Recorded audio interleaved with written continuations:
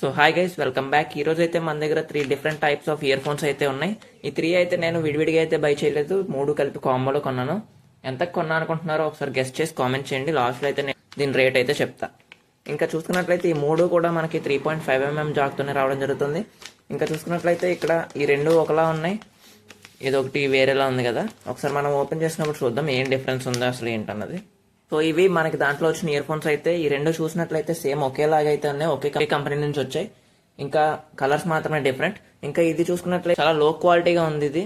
ఇది ఒకటి వేరే బ్రాండ్ నుంచి ఇచ్చారు, అయితే సేమ్ బ్రాండ్ నుంచి అయితే వచ్చాయి. దీని క్వాలిటీ అయితే బాగాలేదని చెప్పొచ్చు. సౌండ్ లో మాత్రం మూడిటికి ఎటువంటి డిఫరెన్స్ అయితే లేదు, సేమ్ ఒకేలా పర్ఫామ్ చేస్తున్నాయి. మూడిటికి ఇవ్వడం అయితే వీళ్ళు మైక్ ఇచ్చారు, కానీ అదైతే పని చేయట్లేదు. ఇందులో అయితే బటన్స్ ఉన్నాయి, 3 వాటిలో 3 బటన్స్ అయితే బాగానే పనిచేస్తున్నాయి. ఇంకా 3.5mm జాక్ గురించి మాట్లాడుకుంటే కనెక్టివిటీ కూడా బాగుందని చెప్పొచ్చు. సౌండ్ గురించి మాట్లాడుకుంటే దీంట్లో అయితే మిడ్స్ అయితే చాలా ఎక్కువగా ఉన్నాయి, బేస్ అయితే మీరు అసలు ఎంజాయ్ చేయలేరు.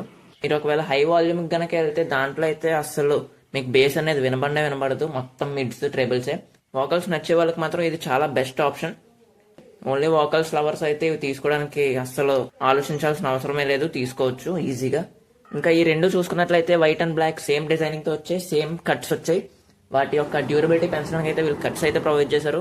ఇంకా 3వది చూసుకున్నట్లయితే అసలు చీప్ క్వాలిటీ అయితే ఉంది, కానీ సౌండ్ క్వాలిటీలో మాత్రం 3 వాటికి ఎటువంటి డిఫరెన్స్ అయితే లేదు, సేమ్ ఒకలాగే పర్ఫామ్ చేస్తున్నాయి.